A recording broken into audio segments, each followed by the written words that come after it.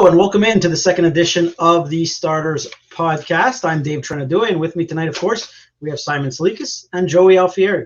What's up, boys? Hello, Dave. What's going on, 32? All right, good to have you guys. Let's dive right in. All right. You didn't answer the question. You didn't answer the question.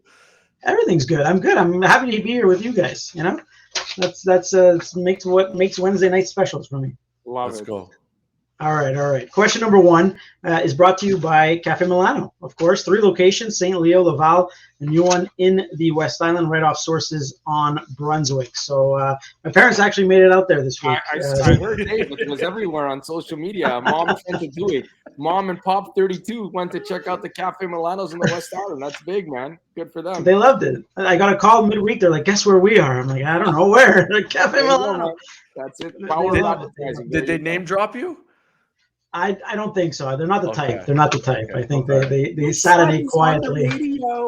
Yeah, I don't think they would ever do that, to be honest. All right, boys. So the Super Bowl has come and gone, and the Kansas City Chiefs, of course, are the champs. So I want to know, what will you remember most about this Super Bowl? Simon, we'll start with you. I think that I nailed it when I said it's the best team in the world against the best player in the world. And I really thought that the best team in the world was going to win. I thought the Eagles were the better team, and I thought that they would win that game. And just in studio last week on TSN 690, and we had that conversation with Joey, and Peter Briones was in for Dave. And Peter was convinced and content that it would be Patrick Mahomes. And I asked him why. He's like, because it's Patrick Mahomes. And that's good enough of an answer. And that's how special this player is. The takeaway for me is that Jalen Hurts played a wonderful, masterful football game. And this is the question I have for you guys. So it is 5 questions, but we'll throw in an extra one here. Like, if they miss the field goal and the field goal goes back the other way for a touchdown, who's the MVP of that game? If they miss the field goal? Blocked and goes the other way, Joey. Who wins that? Like, you mean the game-winning field goal? Yeah. I mean, it's probably Jalen Hurts, even despite the fumble.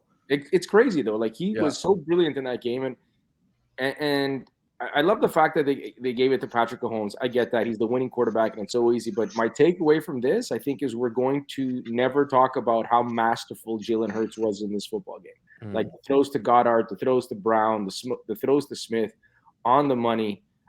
He was crisp. The fumble was a bad play, but they still got a 10-point lead after that. So what I'm going to remember about this game is that Jalen Hurts played an epic game and fell short against the best player in the world. Yeah, look, I think that's a fair point. Look, the fumble was obviously huge. I mean, it's a massive swing.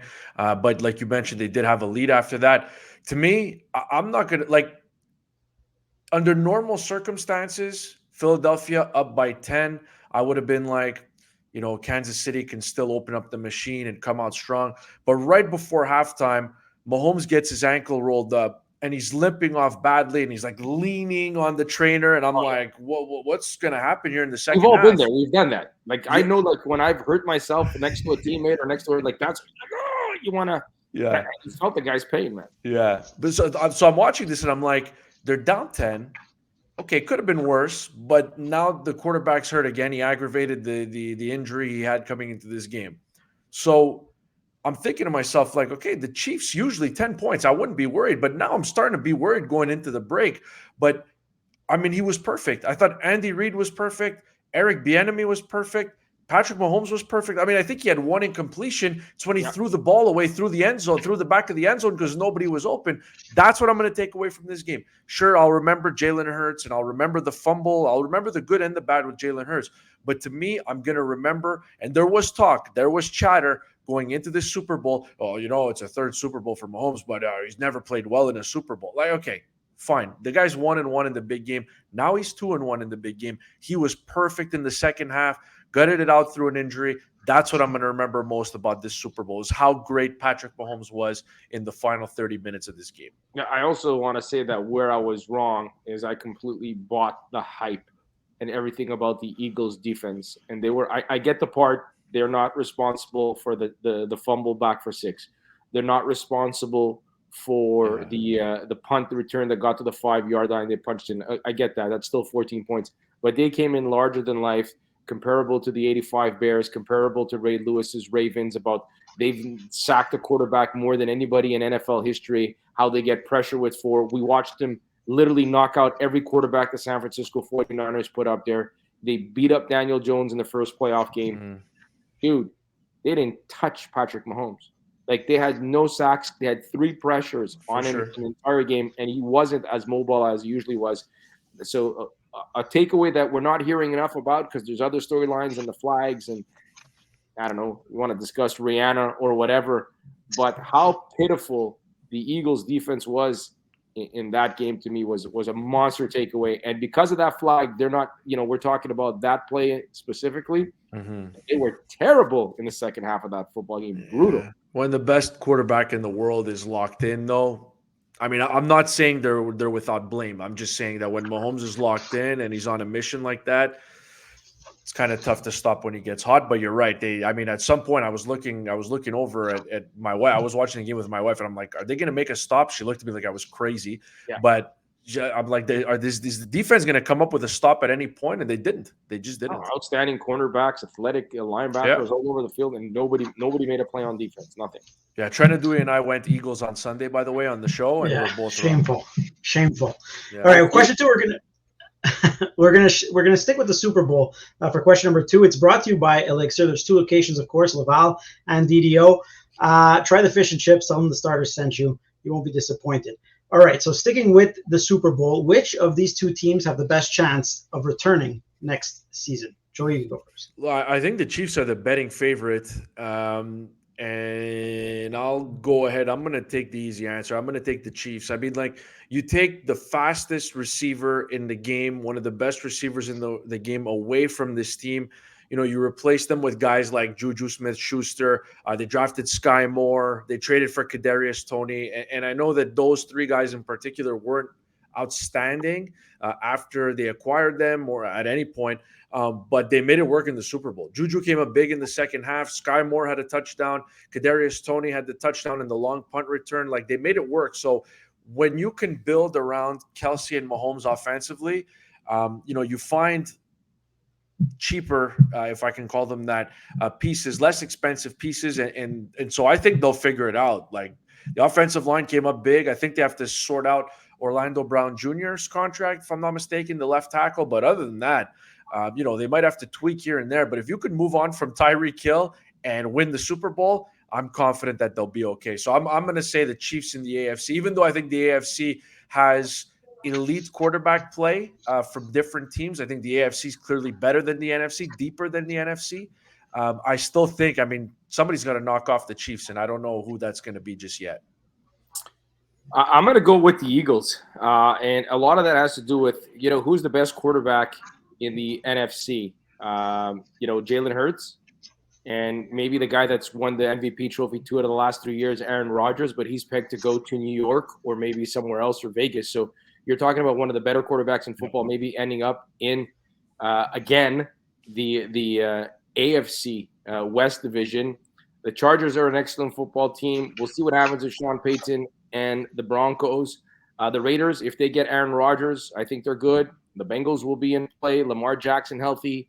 If the Dolphins stay healthy. I'm not saying none of these teams are better than the Chiefs, but the road to the Super Bowl, if the Chiefs are not holding that 1 seed, I think there's quality team after quality team. And you look at the NFC, who's starting quarterback for the Niners?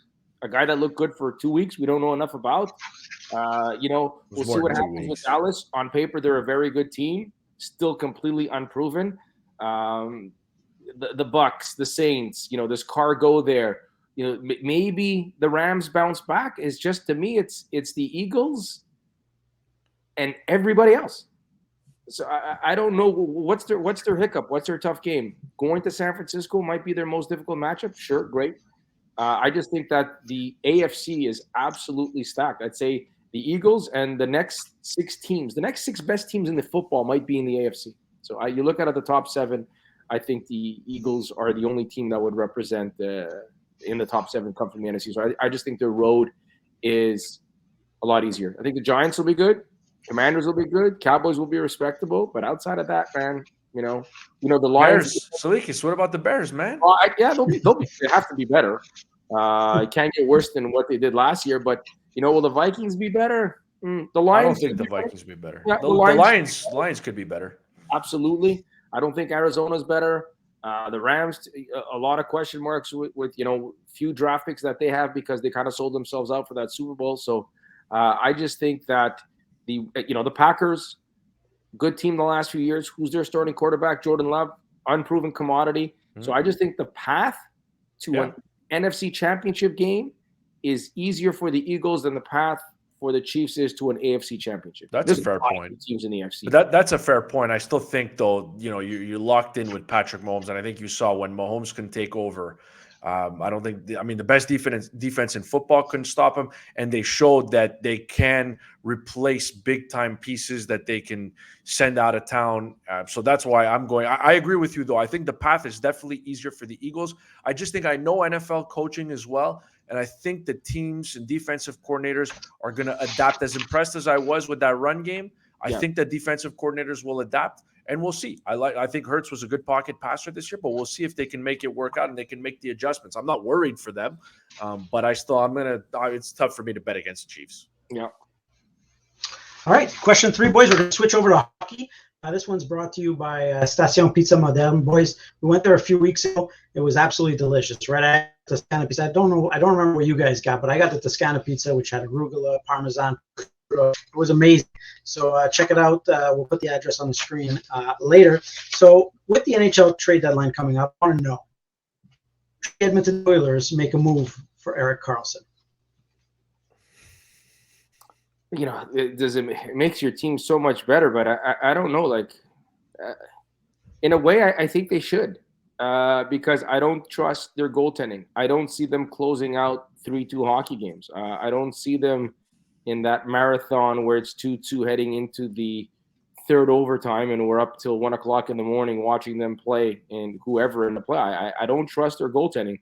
So if the script is to let Connor McDavid and Leon Draisaitl, kind of like the Chiefs did, and so did the Eagles. First one to 40 wins. That's kind of the game we got, right? And I guess, when the Oilers hit the ice in the playoffs, it's McDavid, Draisaitl, Kane, Ryan Nugent-Hopkins having an outstanding season, but it's kind of like the first one to get the 5 wins. I don't trust any of their goaltending. So if Erik Karlsson allows them to get to 4 and 5 goals faster, then do it, because that's not where they need the help. But if they're not going to shore up that blue line and they're just going to go in with status quo simply will not cut it. So go out there and try to find more goals. Okay, so obviously if you can add Erik Karlsson, I'm with you. You have to do it. But I'm just looking at their cap situation. They don't have much money coming off the books. They have no cap space. They have Clefbaum, Mike Smith, and a couple other guys here and there that are on long-term IR. I think they have about $8-9 million on LTIR. And like I said, there's not much money coming off the books. So there's 4 years left. I think it's $11.5 million per year for Karlsson on the cap. Even if San Jose eats half, where are they fitting this in? How are they going to fit this in? And even if you do fit it in, what if you have an injury and you want to make a move a year, 2 years? I don't know. Are they an Erik Karlsson away from winning the Stanley Cup? I think they went to the Western Conference Final last year. They got annihilated by Colorado, but I don't know. It doesn't give you any flexibility going forward. So do I want the talent? Yes. But you paid a lot of people a lot of money, and some of them deserve it and some of them don't. So you kind of have to live with the choices you've made. I think in an ideal world, but this is going to be easier said than done, you have San Jose eat half the cap hit, then San Jose trades him somewhere else, they eat half the cap hit, and then Edmonton gets whatever's left over on the contract. But the problem is there's 4 years left on that. Does San Jose want to do that? Does another team want to do that? What's it going to cost you to get those teams to do that? So, yes, do I want Erik Karlsson having his craziest year ever, best offensive season so far? Absolutely, I would. Am I concerned in a couple of years from now or even next year that he's going to be able to replicate those numbers, that the injuries are going to flare up again? I don't know. So I think if I was a team with even just a sliver of cap wiggle room, I would definitely do this. But Edmonton really puts themselves in a jam if they make this move. And the contract that hurts and is the Darnell Nurse. Got paid a lot of money. And not that he's not terrible, but it just seems like that was a complete overpay at the time on their behalf. It just, you don't trust their goaltending, and if give you Jack Campbell $5 million a year, though, that's terrible, just terrible. Like I never understood those moves. And again, but they went to the Western Conference Final with Mike Smith in that last year. You know what I mean? I know, but the Canadians went to a Stanley Cup final a couple of years ago. You just knew that that's not the recipe, right? We're not going to say it's a one and done because of Connor McDavid, but just I don't know. When it's probably a very scary feeling that you hit the ice in a playoff game and you don't have any faith in your goaltending. And if that is the case, then go and get Erik Karlsson and just and double down. Go get Patrick Kane as well. Just first one to 7. Yeah. But you're right, Simon. You're right, because if you look at what they've paid their forwards, McDavid's at 12.5, worth every penny. Underpaid. Draisaitl is at 8.5, worth every single penny. Okay, Zach Hyman at $5.5 million on a long-term deal, I wouldn't have done, but the guy's going for a 100-point season. He's a 100-point player. So who am I to disagree? Ryan Nugent-Hopkins, quality player at 5.125, and Evander Kane at 5.125, I think is reasonable as well. The one that stands out here is Darnell Nurse. He's making $9.25 million per year, and it goes through 2029, 2030. That's the one. That's the one that kills you. You paid it. Look, he's a good player. Is he $9.25 million good? There's not a chance that he's $9.25 million. No, they were scared that he was going to leave, and that they already had that void on the blue line. Yeah, and they couldn't afford to lose him, so they overpaid, and that's the one that hurts right now. Yeah. All right, let's move on to question 4, guys. 32. Are you going for Karlsson, or would you take Karlsson or not? No, not a chance. I mean, not that he's not. I mean, obviously, Karlsson would be a great addition, but if I'm the Oilers, I need to look elsewhere. I don't think that's the solution. I don't even know how they'll do it. It blows my mind sometimes how these teams, these amazingly to the cap teams end up with these superstars somehow. I mean, it just the mathematics in my head, it doesn't work for me. So I wouldn't do it if I were them. Okay. Question 4 is brought to you by Vivaldi, the best bring your own wine restaurant in the West Island. Simon, we were there a little while ago with Gallo and his girlfriend, and we feasted, right? Like Steve brought us all kinds of dishes. My tip of the week for our viewers, go for the calamari and fried zucchini platter. That's the best one. I don't know about you, Simon, but that's excellent. Love it. All right. So we'll go with the Habs question here. Arber Xhekaj, of course, you kind of winced when you saw him walk off the ice there. My question is this: should Arber Xhekaj be fighting as much as he does? Okay, this is always a funny one because, I know that fighting has decreased and fighting is bad, and I know the concussion thing. I get all that. Okay, but the way that people reacted on the weekend on Twitter was just like, oh, but this is why you don't fight. You get okay, that's fine. Have you ever competed in anything in your life? Sometimes the wires touch. Like Josh Anderson was mixed up with somebody. There was a skirmish. Who knows what was said? Things were going the Canadians' way at that point, I believe. Yeah, Canadians were up at that point, if I'm not mistaken.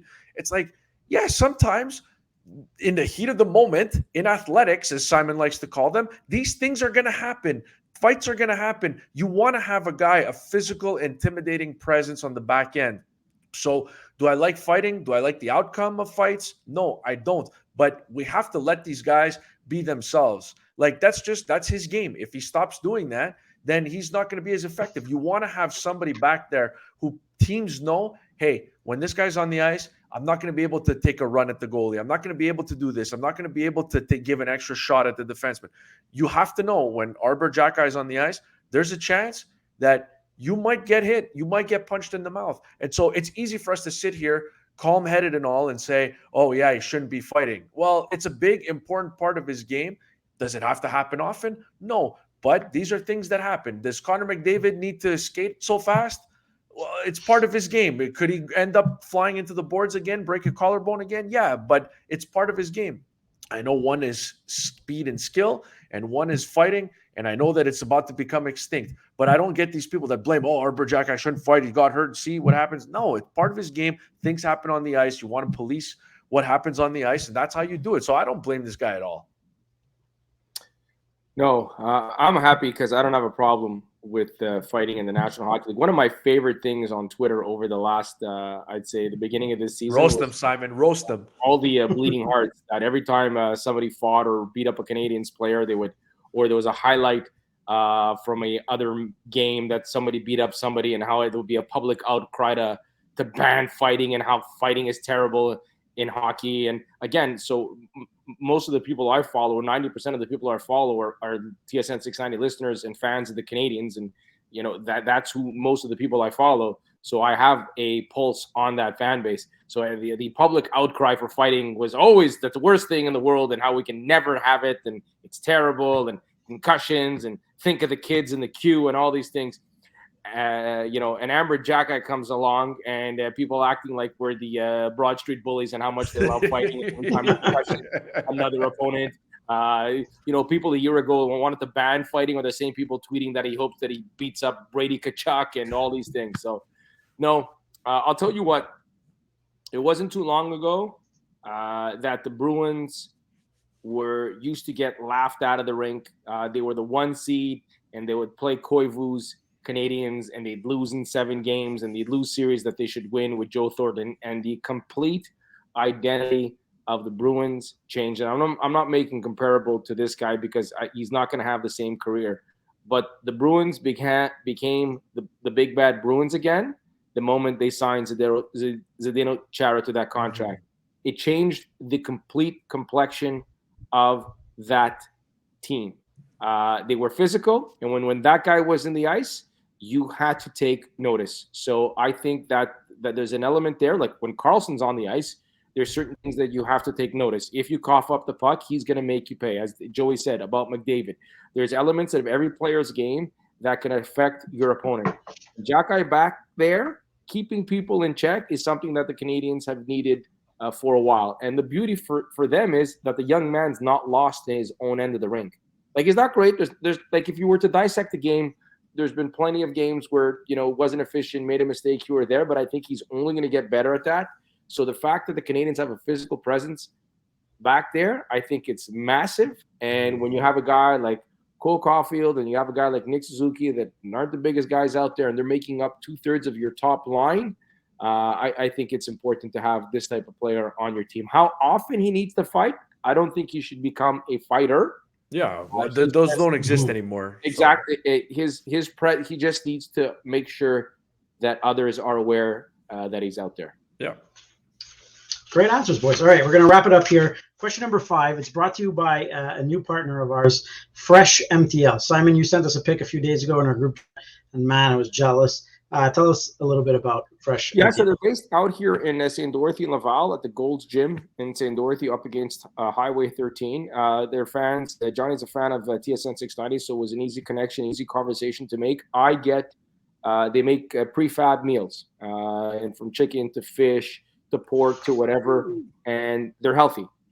And for me, it's very important because where I would stray away from my diet or this or eating right, then I found myself many times in a drive-through listening to Habs lunch with a cheeseburger in one hand and a fry in the other. A bit of a game changer for me. So check them out. They're in the Gold's Gym in Laval, so you can pick up easily. But also this, for Joey, who lives in the city, and Dave, who lives all the way out west, they deliver. So you get online, you can speak to them. You get your meals. Like I have a shrimp that I love, believe it or not. So I go pick them up because it's minutes from my home, but they do deliver. And for people like me who just want to make sure that we're eating a little bit better, they're perfect. All right. FreshMTL.ca. You can check them out online. So last question of the night, boys. Habs, they've won 3 in a row, right? How do you feel about it? Because on Twitter, on social media, the fan base is split. So I want to know, how do you guys feel about these wins? I like it because it's not Nick Suzuki carrying the team. Not that I would hate against that, but it's not Jonathan Drouin who's playing well. I love it because I believe that the light at the end of the tunnel for this team, and people think it'll be Slafkowski and Suzuki and Caulfield. I don't believe that. I believe that in a year, 2 years from now, this team will be a lot better, because these 6 players on the blue line will be young, mobile, agile, aggressive, they'll have it all. Barron and Harris are coming into their own. Maybe that's a little bit of the Caden Gooley not playing. Maybe there's the blessing that this young man who was playing at a high level got hurt and gave these guys extra minutes, and they're coming into their own. And for me, I watch a lot of Carolina play. I go back to those Predator teams when they had Subban and Yossi and Ekholm and whoever the fourth guy was. I know he was good at playing hockey as well. And that's how you play in the NHL. We saw that factory in Colorado. Like that blue line last year was special. Nathan McKinnon was a beat. Terry Lehkonen was scoring goals, all those things. When you can play, Terry Lehkonen's the second guy you mentioned on that team? He's the second best player on that team. Goodness. Okay. Well, second best for no. I love our Terry Lehkonen. Guys who are playing at a high level, but I just believe in today's NHL. Look around. Even Vegas, right? They lose Eichel, they lose Stone, they lose Pacioretty. They're always a respectable team because I think 1 through 4, their blue line is they could do everything, man. They can be physical, they can skate, they can get controlled zone entries. They allow you to soccer, lacrosse, hockey. Pick the sport that has offense and defense. When you can go from defense to offense like that, that gives you a chance. So I'm happy about these wins because even Mike Matheson, who hasn't blown us away this year, but kind of coming into his own. He's a big piece of this team going forward. You slide Caden Gooley into that lineup, and then you're up to 4. And Mayu and Hudson and whoever else may be along in a couple of years. So I'm happy that they're winning, and it's coming from the back end. If it was these kind of games where they were being outshot 38-19 and guys are standing on their heads, but you're still picking up 2 points, I'm like, those are hollow victories. But these aren't. I think these are important wins because I think on the blue line, some of these young guys are coming into their own. Yeah, and I'm going to say the same thing I said in the last question. Like, have you never competed in anything? These people that are complaining about lottery odds. I read a great piece in, I think it was La Presse about a week ago. Jordan Harris, it was on Jordan Harris, and he was talking about how it drives him nuts when people mention, improved lottery odds and all that stuff. Like, no, we're out there to win every game. And I think Simon's point is very valid. You look at what they did over the weekend. The blue line was totally involved. Guys, Hoffman was involved. Dadonov was involved. Suzuki was involved. Like Harvey Pinard and Anderson were, like, everybody from top to bottom was involved. They won because they played well. They played as a group, as a team. And I think you saw with the defense in particular, that's what impressed me. Like, Barron had a goal on the weekend, had a goal against Chicago. Jordan Harris had a 2-goal game. Mike Matheson was outstanding in both games. Like, this is the way the Canadians clearly want to play. Like, this is the way Marty St. Louis wants to play. He wants his defensemen to be aggressive, wants them to jump up into the play, make plays, create offense. And that's what they got. What they want, what the coach is looking for is exactly the way this team played coming out of the break. So is it ideal to rattle off 3 in a row at this stage of the season when you're not going to make the playoffs? Absolutely not. But it shows me that despite injuries, despite some guys not playing their best, despite some veterans not being in the lineup or being available, that this team hasn't thrown in the towel. They compete night in and night out for the most part, and they've done that since coming out of the break. So I'm going to give the coaching staff, the team, the players, the front office credit because I really like the way the pieces are coming together. I still think they're a couple of years away from contending for a playoff spot or being a team that contends for a playoff spot year in and year out. But I really like the way they've played in the last 3 games in particular. They've played very, very well. And so I'm encouraged by that. I'll take the 6 points. I'll take the hit in the lottery. But just knowing that some of the young players and some of the veterans that you might get something for at the deadline are coming together and playing well, that's a win for me. I'm good with it. Yeah, and again, when it comes to the draft, if you're in there, you have a chance to win the lottery. Obviously, your chances diminish. But last time I checked, Elias Patterson and Cale Makar didn't go first, second, or third. There's talent. You need to find it. But, I've always used this example, guys. I'm a little bit older than you, but never in my life did I think at any point in my life that I would see the New York Islanders struggle for 20 to 25 years. When I watched them grow up and it was Bossy and Trottier and Gillies and winning 4 Stanley Cups and going to 5 Stanley Cups in a row, and then something happens. You lose a grip. You don't start to win games. That losing dynamic creeps into your locker room. And we're talking about an institution. New York Islanders are an institution, man. They've been playing hockey for a lot of, many years. 50 years now. And you look at all the teams in the NHL and you start rattling up how many teams have 4 Stanley Cups. Not that many. You look at teams like they've been around for 1,000 years, like the Cleveland Browns, the LA Clippers. When you start to lose, man, free agents don't want to come. And again, 3 wins in the middle of February doesn't change things, but I think it does change for the psyche of the players on that team. Look, a lot of these guys, they don't know how to lose. They probably came out of, Ontario Hockey League, the Q, Western Hockey League, NC2A on teams that were winning. Yeah. So, you start to lose. Like, we like, oh, we want to get a higher draft pick. Yeah, but what's the mental toll on Harris? What's the mental toll on Barron? What's the mental toll on Nick Suzuki, who's a young captain on a team that's going to be, one of the 5, 6, 7 worst teams in the league? Like, stuff like that weighs on you. So, no, winning is a good thing. I didn't think I'd ever have to explain it, but here I am. But pro athletes are they're not wired that way. They're not wired to think about lottery odds. Like, you step out on the ice, you think you're going to win every time, no matter what. So I don't understand the people that are complaining, like, what if they mail it in from the middle of February or the beginning of February until the start of April? Like, you're good with that? And you finish with the best lottery odds? Like, you're okay with that? No, I want to see them compete. Ideally, they compete and lose. I agree with you. But the fact that they rattle off some wins and they're playing well, I'm fine with it. You're never going to catch me saying, oh my goodness, I can't believe they're taking a hit in the lottery and, they have to do a better job tanking. Like, it's not the way they're wired. I'm fine. Win out if you want. If you play well and you deserve it, win out. But that's obviously not going to happen. I can see come on. I can see like an organization setting themselves up for a Connor Bedard or Connor McDavid or an Austin Matthews or a Victor Wembanyama or a Trevor Lawrence.